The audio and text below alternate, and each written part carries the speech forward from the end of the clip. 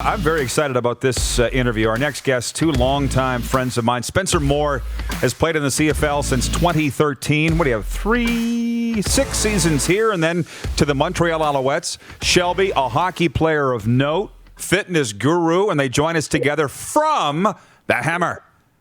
Shelby and Spencer Moore. How you doing, guys? Happy New Year. Happy New Year, Rod. Thank you for having us on today. Great to hear from you guys. Look, before we get into what's going on with your lives in terms of your new fitness venture and your startup and your entrepreneurship, for both of you, and Spencer, you go first, what's the last 10 months like, if you don't mind me asking?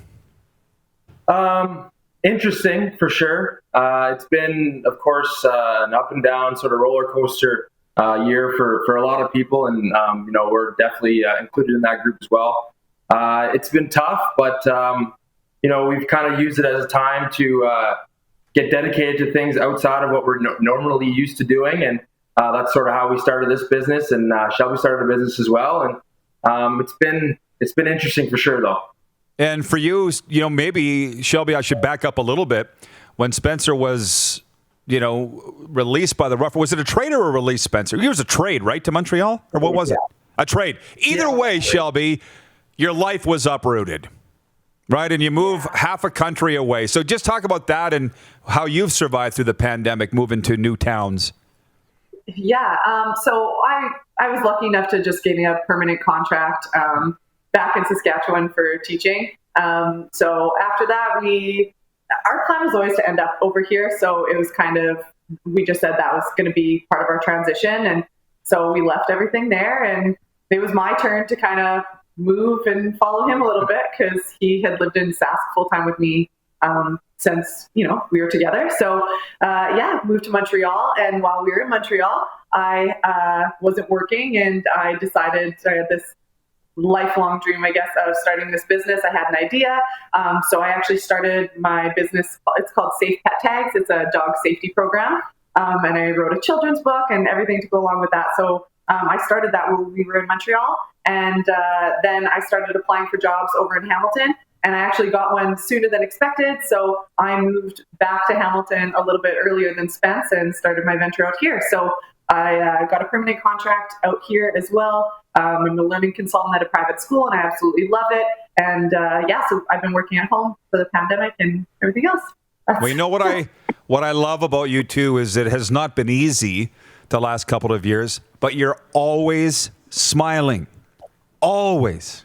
So before we talk about CFL stuff, talk about one more rep. Spencer, back over to you. What are we talking about today with that? Just throughout the pandemic, we've sort of found that obviously maintaining our physical health was a big way of maintaining our mental health.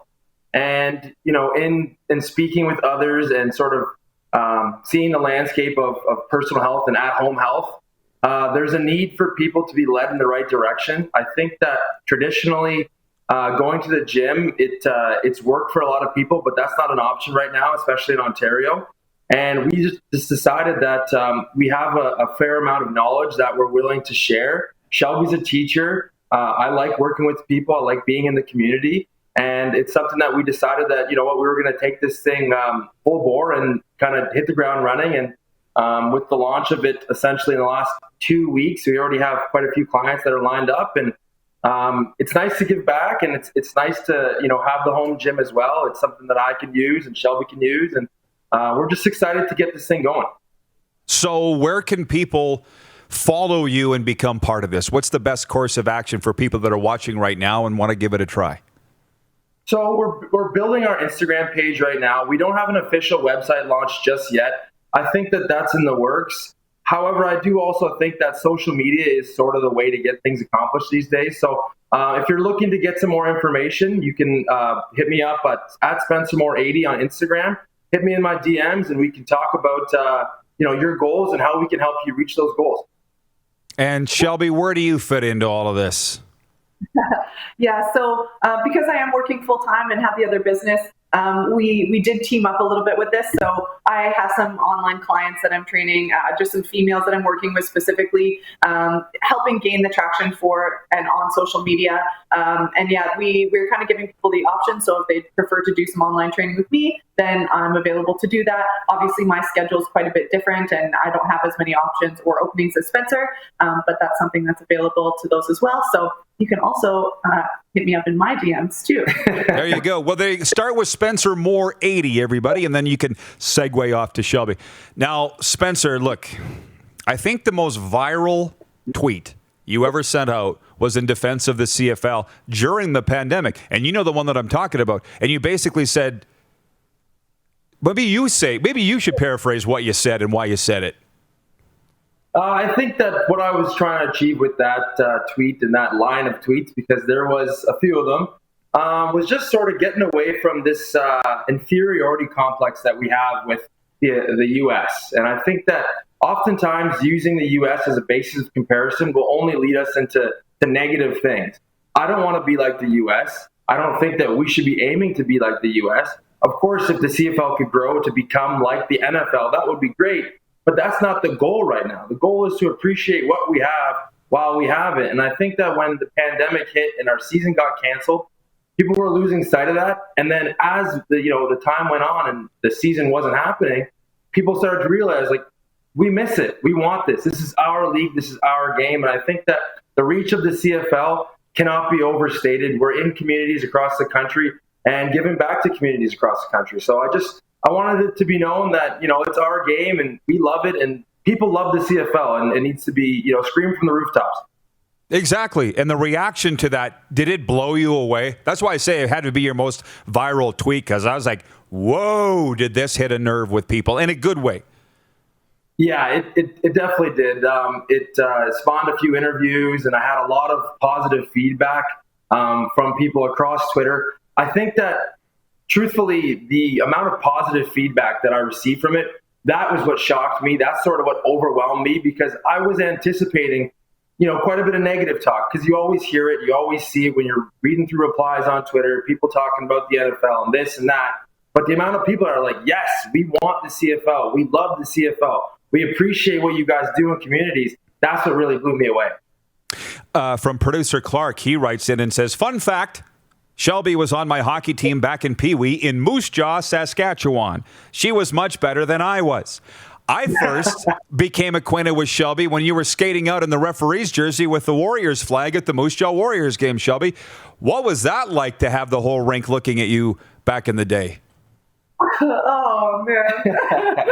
I don't even know how to answer that. I would rather have been, on wing or, playing, but instead, yeah, I don't know. It's all fun. Anything's on the ice. Was it not a little unnerving? Like you were the first person on the ice out of everybody, like before the refs, before the teams. That had to be a little nerve-wracking, I would think. Well, I'm glad you weren't giving me my pregame talk. Yeah, no kidding. Yeah, no, it was good, but I'm pretty outgoing and it doesn't really bother me. I'm a teacher. No That's where it sounds all the time. And Spencer, just on that, well, here, Donald Mitchell watching in Bahrain, he says, as Rod and Dupe said yesterday, the CFL should lean into being the CFL with its rules, size and field, goalposts on the goal line and the Rouge. I want to know your take on what Boomer Esiason said about, the Strevler analysis the other day and just saying, this isn't the CFL. It was so dismissive. I mean, given your passion for the league, what did you think about all that? Yeah, I think that it was, quite frankly, a second-tier comment from not one of the best commentators. I think that to just throw something out there like that really shows a lack of education on the game. I think that, good football minds appreciate our game and appreciate the NFL regardless. And I also think that if you look at Strevler's day, it wasn't the best day, but I read somewhere that he had a better passer rating than 4 top-flight NFL guys. So it was a quick comment made. I think that in hindsight, maybe he would take that one back. But I think that it was just kind of a shot at us for really no reason. I've seen a lot of players in the NFL make a lot of bad plays, especially this year. So I didn't really care too much about it, to be honest.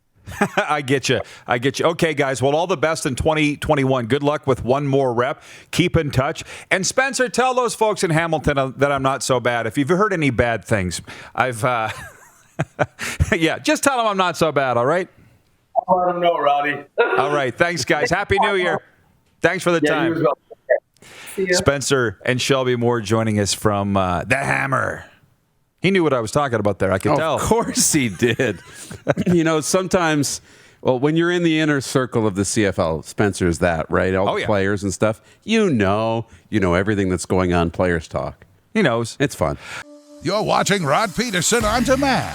For more of The Rod Pedersen Show, visit rodpedersen.com or follow Rod Pedersen on social media.